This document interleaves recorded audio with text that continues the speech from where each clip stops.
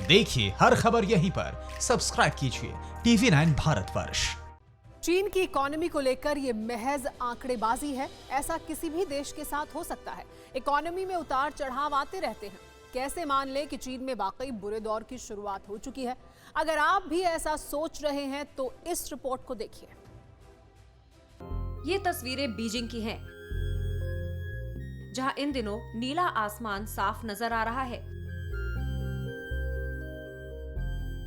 इतना साफ कि दूर तक नजर जा सकती है। बीजिंग की हवा दशकों बाद बेहद साफ हो चुकी है। अब जरा 5 साल पीछे चलिए। कुछ साल पहले तक बीजिंग साल के ज्यादातर वक्त इसी तरह धुएं के गुब्बार में लिपटा रहता था। हमारे देश में तो कोरोना वायरस की वजह से मास्क पहना जा रहा है, लेकिन बीजिंग की हवा इतनी जहरीली थी कि साल भर यहाँ मास्क पहने बिना बाहर निकलना पड़ता था। वैसे लॉकडाउन के दौरान साफ पानी और नीले आसमान की तस्वीरें हमारे देश में भी सामने आईं। चीन ये दावा करता है कि सिर्फ वुहान में ही कोरोना के केस थे। बीजिंग में कोरोना का एक भी केस नहीं था और इसीलिए लॉकडाउन की जरूरत नहीं थी। तो फिर बीजिंग की हवा कैसे साफ हो गई? इस सवाल का जवाब बीजिंग से 200 किलोमीटर दूर हेबेई प्रांत के इस कस्बे में मिलेगा। ये खंडहर जैसी जो इमारत दिख रही है, कभी यहीं से चीन में बना स्टील दुनिया भर में एक्सपोर्ट होता था। चीन का चौथाई स्टील इन्हीं फैक्ट्रियों में तैयार होता था, लेकिन अब धुआं उगलने वाली चिमनियों पर झाड़ियां लिपट चुकी हैं। पुर्जों के शोर की जगह सन्नाटा है। वजह क्या है? इसका जवाब इन्हीं फैक्ट्रियों में से एक के मालिक से सुनते हैं। चीन की हुकूमत की लाल फीताशाही और हर मामले में दखल की वजह से पिछले कुछ साल के दौरान चीन में सैकड़ों फैक्ट्रियों पर ताला लग चुका है। कोरोना वायरस के बाद चीन से जिस तरह विदेशी कंपनियां सामान बांध रही हैं, उससे चीन में ऐसे शहर कई और नजर आ सकते हैं। चीन के आम नागरिकों से किसी को नाराजगी नहीं है। दुनिया का कोई भी मुल्क हो, कॉमन मैन जिंदगी की जद्दोजहद में उलझा रहता है। आम इंसान के पास इतना वक्त नहीं होता है कि किसी के बारे में बुरा सोच सके। बुराई चीन के हुक्मरानों में है, जिनके लालच और स्वार्थ की सीमा खत्म नहीं होती है। आपने देखा है कि कोरोना से 3 लाख से ज्यादा लोगों को मौत के घाट उतारने के बावजूद चीन के तानाशाह हुक्मरानों का गुरूर कम नहीं हुआ है। इसीलिए चीन को सबक मिलना चाहिए, जो किसी न किसी तरह से मिलना ही है।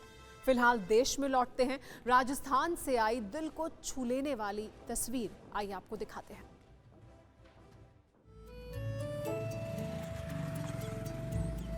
लंगूर का बच्चा खेलते खेलते बिजली के तारों में जा बैठा,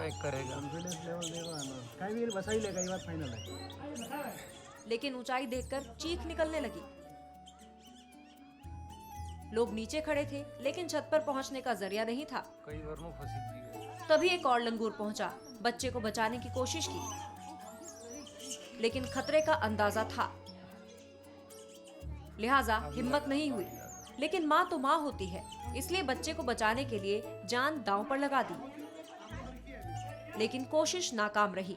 बच्चा लगातार चीख रहा था, इसलिए माँ से नहीं रहा गया। फिर एक बार कोशिश की, जो कामयाब रही। तस्वीरें राजस्थान के बांसवाड़ा जिले की हैं, जिसे सोशल मीडिया पर खूब देखा जा रहा है। ऐसा हो भी क्यों नहीं, एक माँ की ममता की मिसाल जो है इन तस्वीरों में।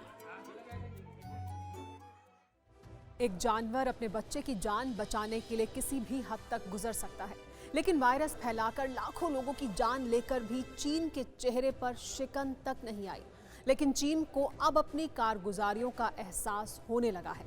खुद को पाक साफ साबित करने के लिए चीन अब फिल्मी कलाकारों का सहारा ले रहा है। भारत में चीन के राजदूत सुन वेडोंग ने अपने ट्विटर हैंडल पर एक वीडियो जारी किया है। वीडियो में हॉलीवुड कलाकार जैकी चैंग भारतीय अंदाज में लोगों को नमस्ते करते हुए नजर आ रहे हैं। जैकी चैंग कहते हैं कि उनका प्यार और शुभकामना का संदेश सभी भारतीय लोगों के नाम है। उन्होंने कहा कि हम सभी इस वक्त बेहद नाजुक दौर से गुजर रहे हैं। हमें सकारात्मक रहते हुए अपने देश की सरकार के सुझाव का पालन करना चाहिए। अपने आप को सुरक्षित रखना, परिवार को सुरक्षित करना है। हम भी यही कहते हैं। कोरोना से लड़ाई लंबी है, इसलिए जहां तक हो सके घर में रहें, खुद भी महफूज रहें और लोगों को भी सुरक्षित रखें। न्यूज़ टॉप 9 रोज सुबह 7 बजे और शाम 7 बजे सिर्फ TV9 भारतवर्ष पर।